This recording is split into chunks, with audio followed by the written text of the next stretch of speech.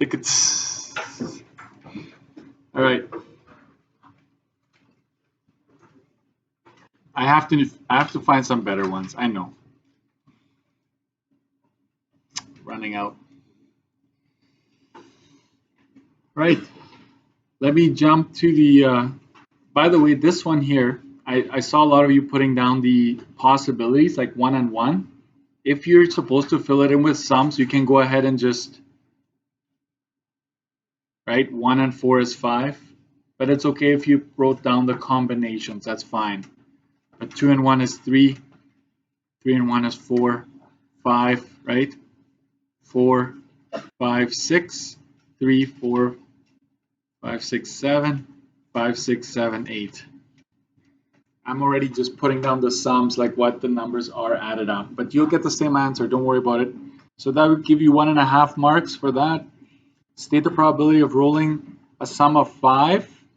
So a sum of 5 is right here. So it's 1, 2, 3, 4 options out of 16, right? You should realize that there's 16 outcomes. So 4 over 16, that reduces to 1 over 4. That's 0.25. Oh, just simplified fraction. So if you have 1 over 4, you're good to go. Right? State the probability of rolling a sum of 3 or 7. 3 or 7. So it's still out of 16. 3 happens twice. 7 happens twice. So it's 2 plus 2, right? It's really 4 over 16. Exactly the same. But in this case, it's 0.25.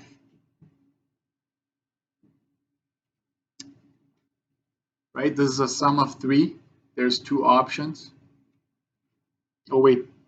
Sum of 3 or sum of 7, right? So these two, so it would be 3, 4, and 4, 3, right? As well as 1, 2, or 2, 1. 1, 2, 2, 1. It's still 4 out of 16. Decimal would be this. So you get 1 mark for coming up to the 4 over 16, and then half a mark for either turning it into a decimal or simplifying, okay? State the probability of rolling a sum greater than 6.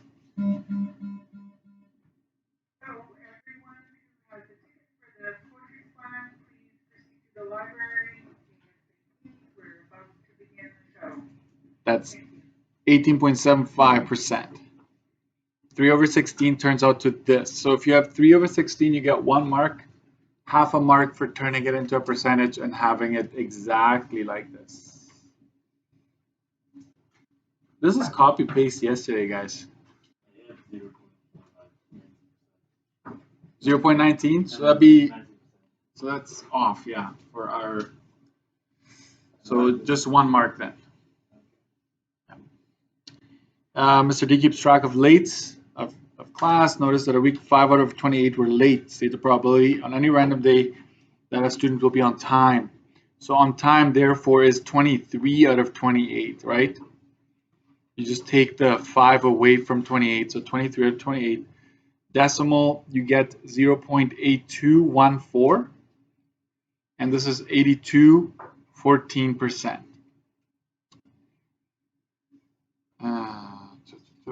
I will give you 2 marks for the fraction, 1 mark for the decimal, 1 mark for the percent. That's like Friday generosity. But the province has done that too, so it's not, yeah.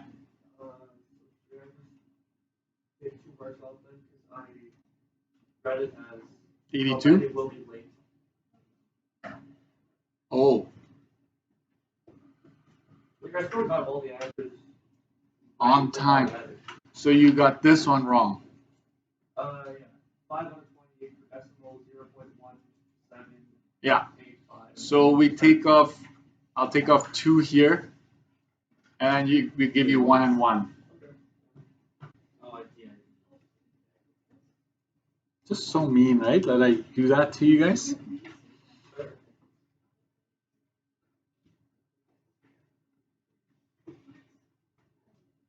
You said you have a question? Ask it, it's fine. Later? Okay. Just remember, okay? Fiona rolled a standard 12-sided die, right? That's for theoretical. And then it says it happened 23 times, and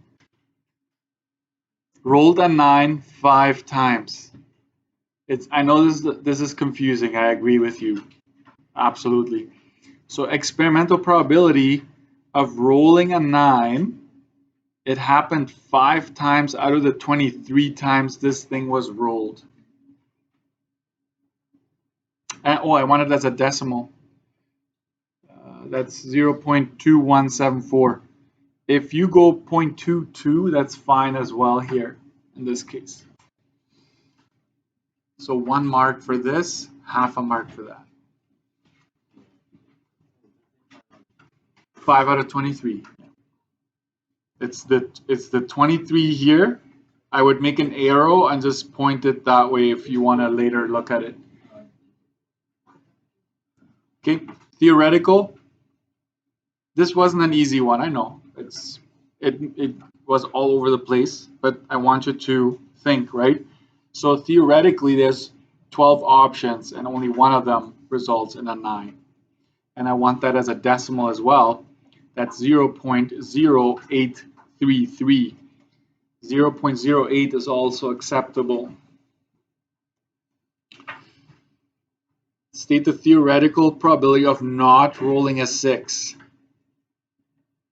So probability of not a 6, 11 out of 12, right? Or you can go 12 minus the one time you would roll a 6 over 12. That's 11 over 12. 1 mark.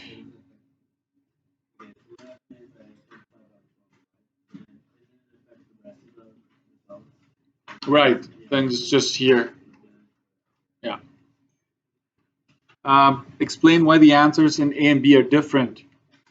What can be done to make answers similar? Make a reference to keywords, okay? They are different.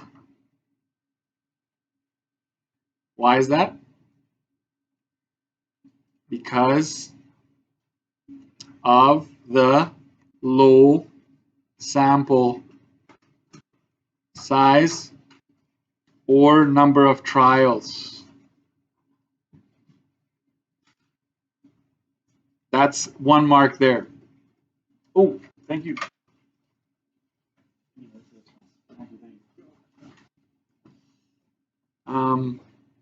What can be done to make them similar, right? Fiona should roll the die 100 plus times, right? Or something like that. If you just say more times, that's fine with me. That's another mark right there. So you're addressing why is it the low sample, it's only 23 times. Should have been done more, okay, more times to happen. And this one, I put the 45% there on purpose because you'd be like, oh no, it's not going to win. It's less than 50%, right? But actually what I wanted you to focus on is you're only asking 100 people, right? And you're basically surveying the whole country and you're now making a decision based on 100 people. So that's what I want you to make reference to, right? Sample size is too low, is too small. Okay. Canada's population is roughly 35 million, right? One should ask,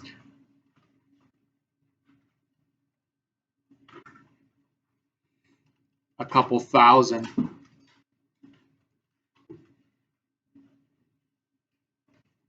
people, okay? Hundreds just doesn't do it when you're comparing it to millions, okay? So 2 marks for that. So this page is worth, let me just add it up, 3, 6, 10, 14, 16, 18. And you are the teacher today, so if you feel like you got the explanation right,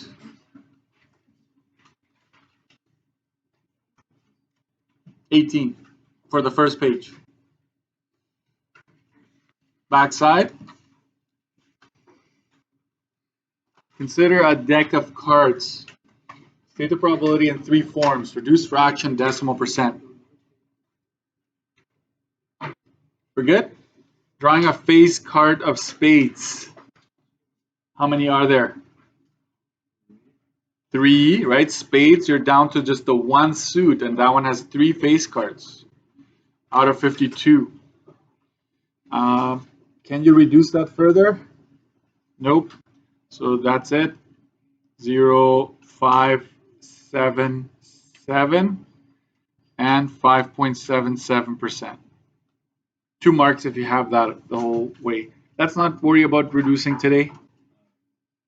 Black ace, there are 4 aces. Two of them are black, right? So 2 over 52, that's easy. You should be able to do that one. I take back what I just said. That one is easy. 2 marks for that. Drawing a jack, there are 4 jacks out of 52. That, if you split them both in half, right, that's 226, still even. That'd be 1 over 13, right? So that turns out to be 0.0769, which is 7.69%.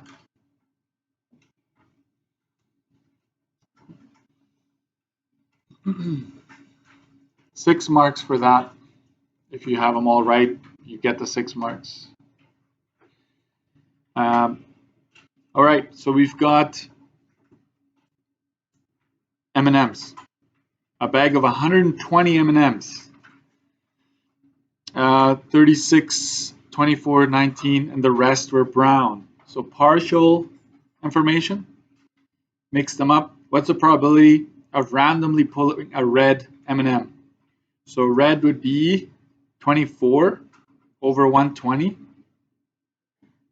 So that'd be 0.2, and that is 20%. Oh!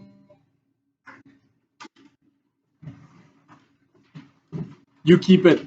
You keep it. Bring it back on Monday. You can make corrections if you want. For the backside, I will never know, right?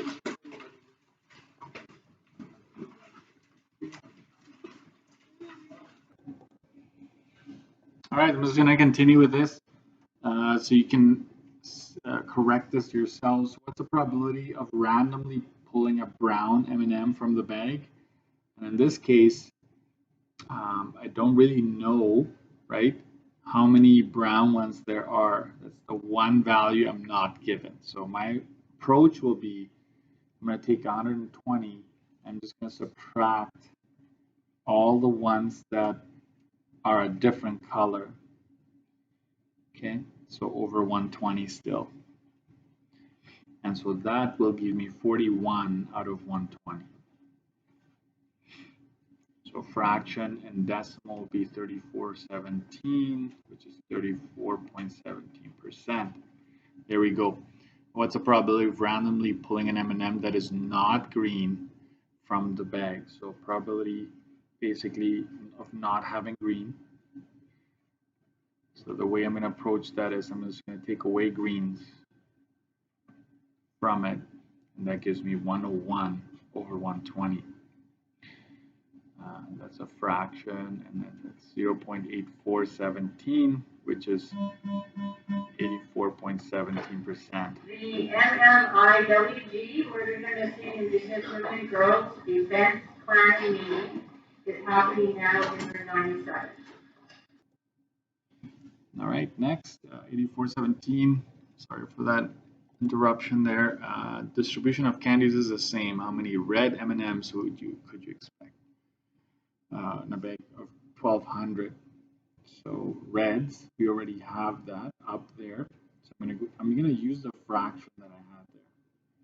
Okay, and I'm gonna multiply that by 1200. And that gives me exactly 240 red M&Ms. That remember, it has to be a whole number. And then the vehicle finance, I'm just going to show you that key there. Okay, so here it is. Sticker prices, base, options, freight. So I just add that all up, and that gives me that. And new, the purchase of a new would be sticker minus trade-in times 1.12. So that is the price after tax. And depreciation, I will just find how much the car lost after 1 year, and then I subtract it from the initial to give me 29,665. The interior angle of a 41-sided polygon, just use the formula, plug in 41, and you get 171.22. Okay, so that is it. Hopefully that helped you.